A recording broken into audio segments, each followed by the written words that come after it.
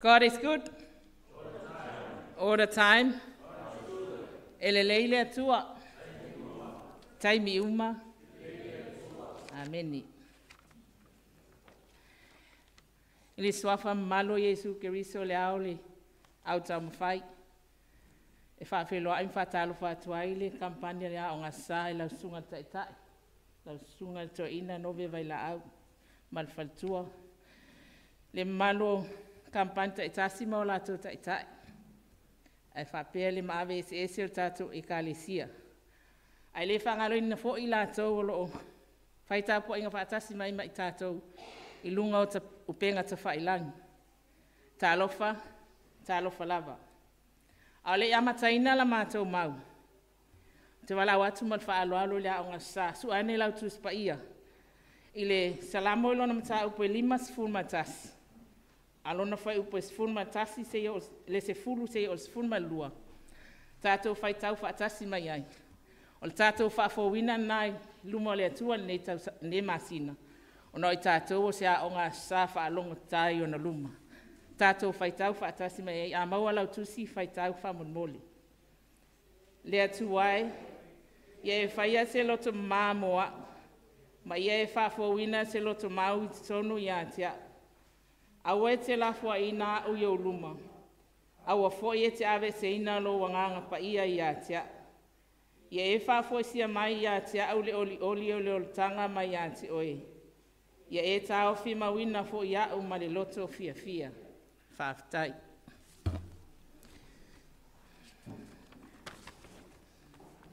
O le manatu au tu o whea ngai mala o ngā sā nei masina.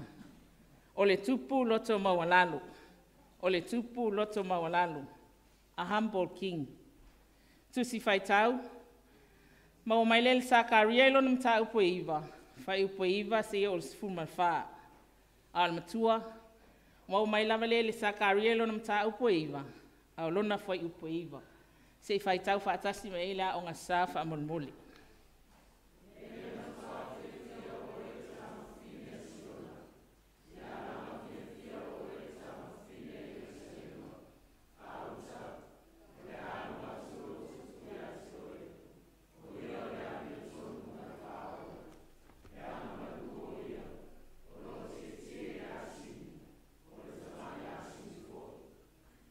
Whaftai.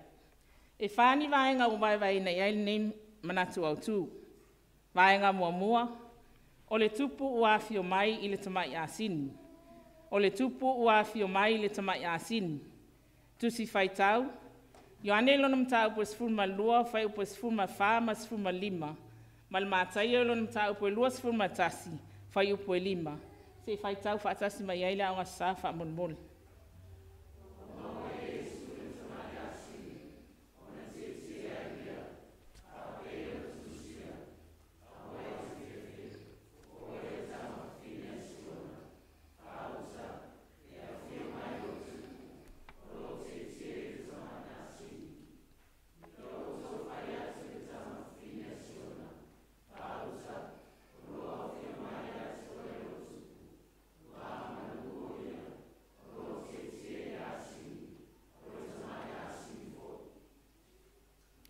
O moli mau ia le au fai evangelia, e winga i le tupu o le afio mai, e peio na malo ia e Sakaria.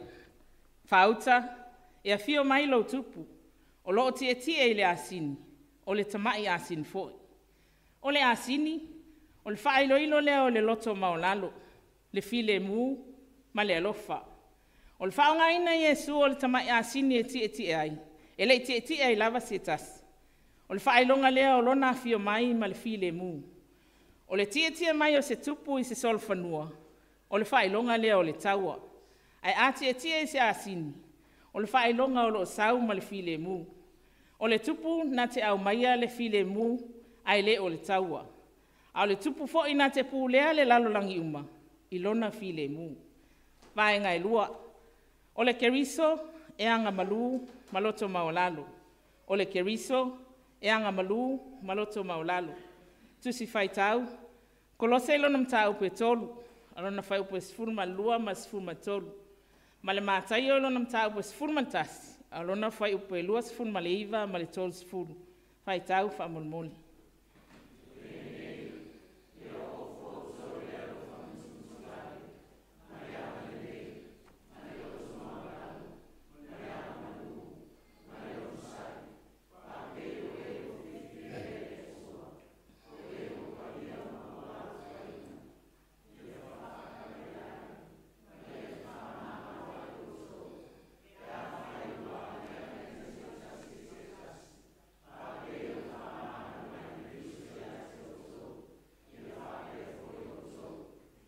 Whaafetai.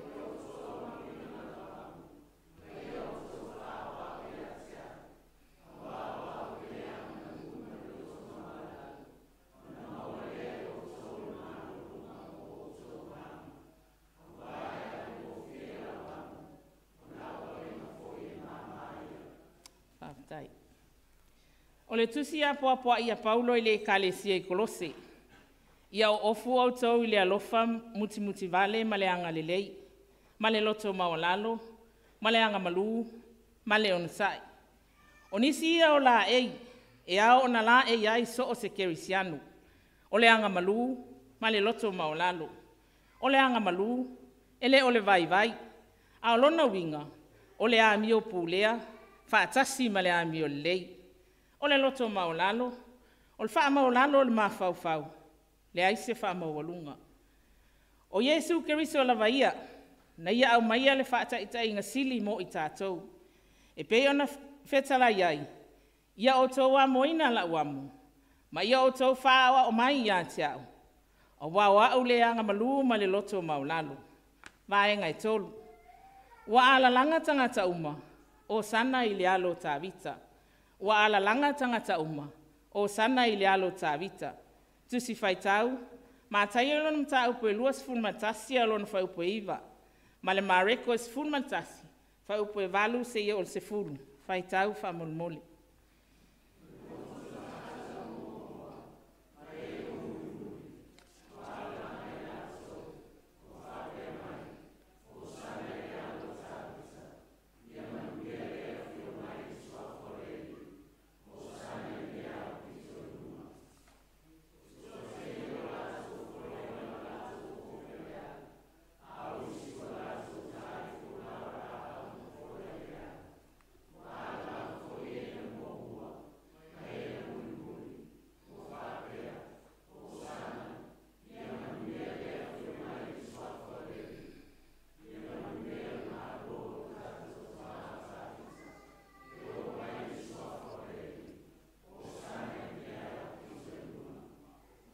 Whaafetai. O le tau alanga lea le moto o tangata, o e na mua ma e na mulmuli. O sana i le alo tā vita, ia manuia lea fio mai le suafa o le ali. O le tupu a fio mai, e le ngata o ia o le suli o le tupu ta ua o tā vita. A o lona fio mai, o loa fio mai mai le suafa o le ali. O le moli maua ma reko, e toa tele na vivi ma moli mawina le aso. Elena o le au soo, a o le moto o tangata, o lava, o la au ma mea ola, e o lava i le asini na ti eti a Yesu. Fitala Yesu, ana le ala langa mai tangata, o le a ala langa mai maa. E vivi ma moli mau mea uma o le fofoanga, i le tupu o afio mai. Vae ngai wha, o afio mai le whaola e a mia tonu ma alofa, o afio mai le whaola e a mia tonu ma alofa. Tusi faitau, Sakaria ilon mta upo iwa al fai upo iwa. Ma le Ioane e tolu, au nono fai upo e sifun ma le onu. Faitau fa monmoli.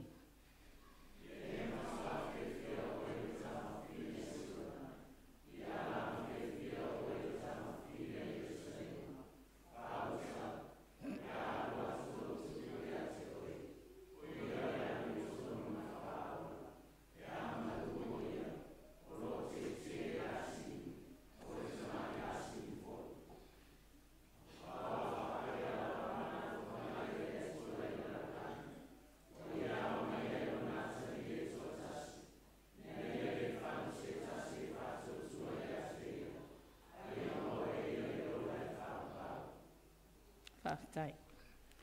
Whai mai le waloanga Sakaria, o le tupu o afio mai, o ia o le amio tonu, O le upu a mio tonu, o le a mio e tonu. O le tupu na te pūlea, lana no fua inga I mea sao ma mea tonu. E le aise le anga po se na te whaia. Pe na te whaatanga ina I lona malo ma lana no fua inga. O ia o le a mio tonu, ma le whaola. O le tupu a fio mai e whaola I le tangata mai le loloto o le angsala. A o la Ioane, a wau whapea lava o nalo whamai o le atua I le lalulangi. Wa ia au mai ailo na atali I pele to atasi. Ina ia le whano se tasi e whaatua ia te ia.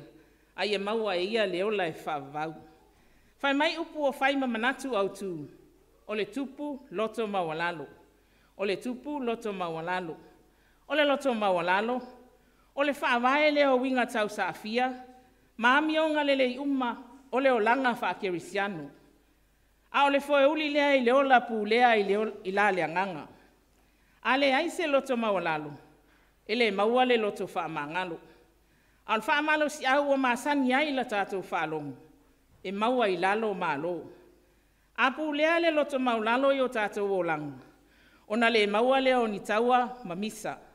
Ona le tusi lima lea ma fi whaamsi noai. Ona le whela matai lea ma fi ainai. Ai ola tangata uma I le whialufani. Ma le whetausiai. A le whaamanatu o le profeta o Mika mo I tātou uma. Mika I lona mata upe ono alona whai upe valu e whapea. Sole, wa whaali atu ia te oe, wa whaali atu e ia te oe le mea lelei. Se a fo I se mea finanga loa I le ali ia te oe. Pe a le o ia mea, ia whai le a mio tonu. Ia nau I le alofa. Ma ia wheo ai malo atua, ma le loto wha maulalo. O le tupu, loto maulalo. Ameni.